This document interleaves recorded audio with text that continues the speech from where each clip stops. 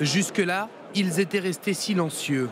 À l'heure du déjeuner, à 2 pas de l'aéroport de Roissy, des centaines de salariés d'Air France non grévistes se sont réunis pour dire non à la grève et renvoyer les pilotes dans leur cockpit.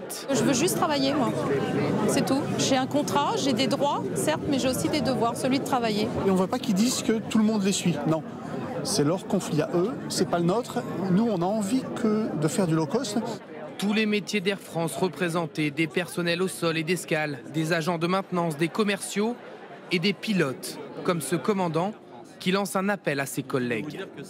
Cette grève, elle nous meurtrit parce que ce sont des centaines de millions d'euros que l'on va perdre après avoir demandé des efforts à l'ensemble des salariés.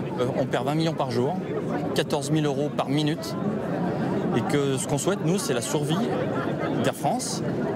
Et même mieux que ça, on a même un projet de croissance.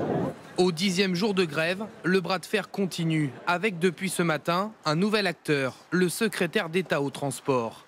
Alain Vidalis pensait bien faire en annonçant qu'Air France abandonnait le projet Transavia Europe qui est au cœur du conflit. Annonce immédiatement démenti par le PDG de la compagnie. Un cafouillage qui permet aux syndicats de mettre la pression sur la direction. Ce que le SNPL demande, c'est qu'Alexandre Juniac se rapproche des positions du gouvernement et qu'il abandonne son projet de Transavia Europe.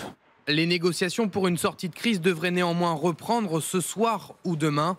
En attendant, la grève, elle continue. Une 11e journée de conflit en perspective, du jamais vu depuis 16 ans.